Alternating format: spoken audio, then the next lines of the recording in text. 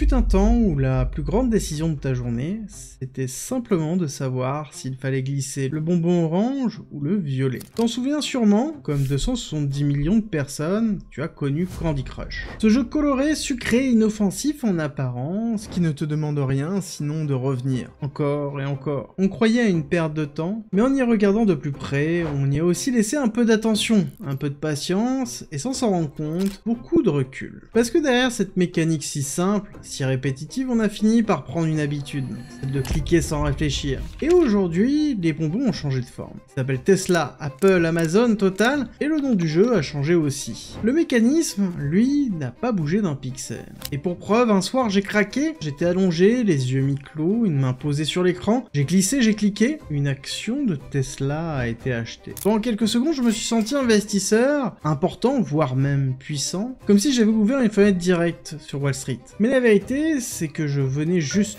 de cliquer sur une illusion. Une illusion haute définition, conçue pour me faire croire que je savais ce que je faisais. Trade Republic, c'est l'étoile montante de la bourse nouvelle génération. Un ovni dans l'univers financier, un outil qui a donné à des millions de gens l'impression qu'ils pouvaient enfin investir simplement. Et surtout qu'ils pouvaient le faire seuls. Trade Republic, c'est pour ceux qui veulent préparer leur avenir. On a créé le magasin qui te permet d'acheter en 3 clics toutes les actions du monde entier. Grâce à eux, fini les banquiers, fini les rendez-vous, fini les documents incompréhensibles. Ici, pas de jargon, pas de stress, rien qui te bloque. Tout est clair, visuel et apaisant. Tu ouvres l'application, tu choisis une action et tu cliques. Et là, sans le savoir, tu entres dans une nouvelle ère. Une ère où il n'y a plus rien à comprendre, parce que tout semble déjà compris. Pour la première fois, tu as l'impression que la finance est à ta portée. Terminer les filtres, les barrières, et mieux encore, le tout sans frais. Pour résumer facilement, c'est simple, tu cliques, c'est fluide, et en plus, c'est beau. Et surtout, il n'y a aucune commission affichée. Enfin, presque. Alors forcément, comme tu es malin et abonné à ma chaîne, une question commence à te trotter dans la tête.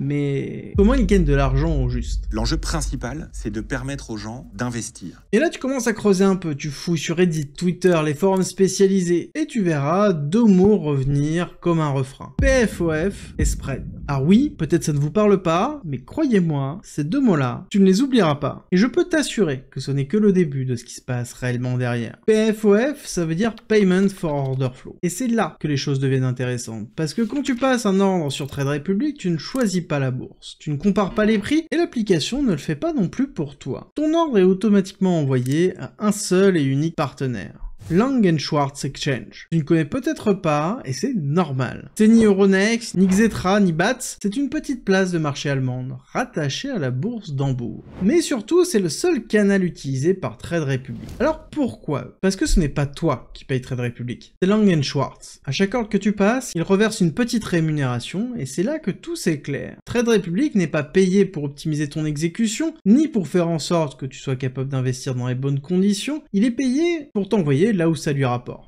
Toi, ton intérêt, c'est purement secondaire. Même si le prix que tu vois paraît correct, rien ne garantit qu'il est le plus avantageux. Et si tu achètes une action peu liquide, ou que tu passes un ordre par exemple en soirée, ou même que le titre n'a pas bien été traité par Lang & Schwartz, tu peux te retrouver à payer beaucoup plus cher. Ou vendre beaucoup moins bien. Et ça, sans jamais le savoir. D'ailleurs, retiens bien cette phrase pour la suite. Sans jamais le savoir. Bon, maintenant, parlons du spread. Ce petit mot discret, mais qui fait une énorme différence. D'ailleurs, je me suis rendu compte d'une chose en faisant cette vidéo, beaucoup d'investisseurs ne savent pas ce qu'est un spread. Et pourtant, quand on fait de l'investissement, c'est important. Et d'ailleurs, si c'est ton cas, n'hésite pas à le dire en commentaire, on est là pour apprendre, pas de jugement entre nous. Je t'explique. Le spread, c'est tout simplement l'écart entre le prix auquel tu peux acheter une action et le prix auquel tu pourrais la revendre immédiatement. Cet écart-là, tu le payes. Mais par contre, il n'apparaît nulle part. Imagine, tu achètes une action à 100 €, mais si tu veux la revendre tout de suite, car tu as fait une erreur par exemple, tu découvres qu'on t'en propose seulement 97 €. Tu viens de perdre, comme ça, simplement 3%. Pourtant, il y a toujours 0% de commission. Est-ce que tu comprends la nuance? Sans alerte, sans explication, juste à cause d'un écart caché dans le prix. Et plus l'action est peu liquide, plus l'ordre est passé à des moments creux, plus le spread peut grimper. 2%, 3%, parfois même 5%, et tout ça, tu ne le verras jamais écrit dans un relevé. Et le plus beau dans tout ça, c'est que tu crois avoir fait une bonne affaire. Tu crois avoir évité les frais, mais la vérité, c'est que tu les as déjà payer. Et attention, ce n'est pas un bug, ce n'est pas une anomalie, c'est le modèle massivement critiqué d'ailleurs par les régulateurs européens. En Espagne, aux Pays-Bas ou encore par l'ESMA, les études sont formelles. 86% des ordres passés via ce système sont exécutés à un prix moins bon que ceux disponibles ailleurs. Et ce constat-là, il est tellement grave qu'il a déclenché une décision historique. À partir de 2026, le PFOF sera interdit en Europe. Oui, totalement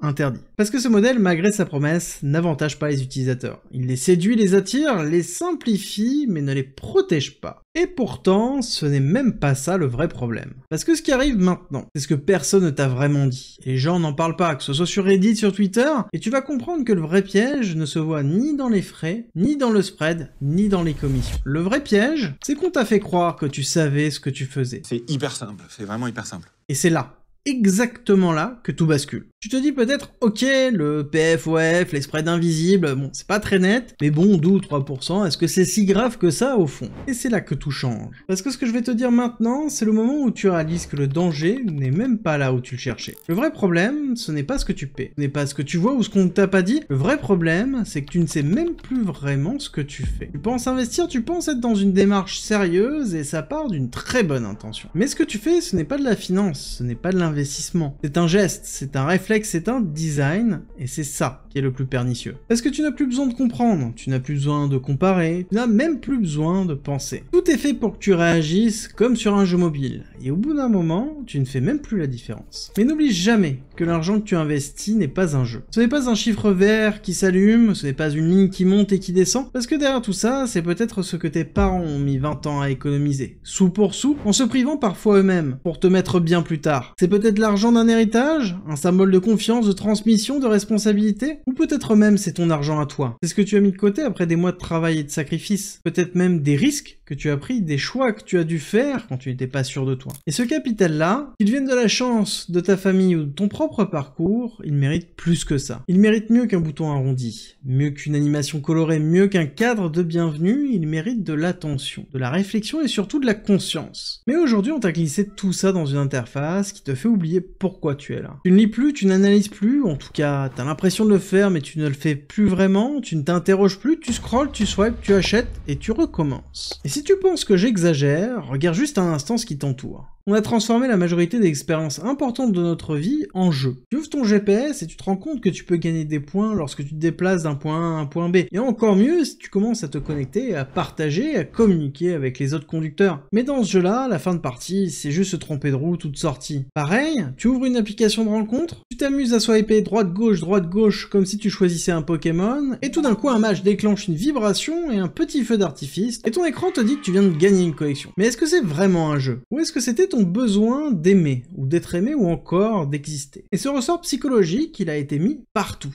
Et là, dans notre cas, c'est par rapport à l'argent. Le pire ennemi des gens face à l'épargne, c'est les émotions. Parce que oui, c'est une application, c'est un jeu, c'est pareil, tu consultes ton portefeuille comme si on regardait une jauge de vie, tu vois ton solde comme un score, et chaque action achetée ressemble à un trophée. Sauf que clairement, ce n'est pas un jeu. Parce que quand il se passe quelque chose de réel, quand un président, américain par exemple, décide de changer d'un coup la politique commerciale du monde, quand les marchés paniquent, quand ton portefeuille plonge de 10 ou 15% en quelques heures, tu rouvres ton application, tu vois les chiffres en rouge, et là, sans prévenir, tu paniques. Tu paniques parce que tu n'avais pas prévu ça, parce que tu croyais avoir le contrôle, et que soudain tu réalises que tu ne faisais que suivre un jeu de couleurs. Mais ton argent, lui, ne joue pas. Et là, chaque achat que tu as effectué avec un sentiment de plaisir devient une douleur, une incertitude, un pourquoi j'ai acheté ça, qu'est-ce qui s'est réellement passé. Mais soyons clairs, Trade Republic, ce n'est pas le grand méchant loup de la finance. Mais leur communication ultra agressive, leur mise en scène millimétrée, leur manière de viser en priorité les débutants, c'est une promesse marketing. Et cette promesse marketing du zéro commission égale gratuit, c'est ce qui m'a poussé à faire cette vidéo. Parce que comme je te le dis toujours, ne te fie jamais à une seule version des faits. Encore moins quand cette version est sponsorisée. Trade Republic, lui, n'a rien inventé, ils ont juste compris plus vite que les autres que pour capter ton attention, il fallait te faire croire que tu étais en train de jouer. Il fallait te donner l'illusion de contrôle sans t'imposer la responsabilité qui va avec. Et ça, c'est le vrai piège. Ce n'est pas l'argent que tu risques de perdre, c'est le fait de ne même plus sentir que tu es en train de risquer quelque chose. Parce que tout est devenu si agréable, si doux, si intuitif qu'on a fini par oublier que la finance n'est pas un jeu. Investir, ce n'est pas un swap, ce n'est pas une application, ce n'est pas un shot de dopamine, c'est un engagement, une exposition, un acte parfois lourd de conséquences, mais qui est essentiel pour la construction de ton avenir. Et dans un monde où tout est gamifié, on a perdu nos réflexes. On a confondu la simplicité avec la sécurité, tout est devenu un jeu. Demain, peut-être, ce sera ton bulletin de vote. Glisse vers la droite ou la gauche pour élire ton président favori. Est-ce que ça te paraît si absurde que ça maintenant? Peut-être, mais en tout cas pour moi, c'est de moins en moins improbable.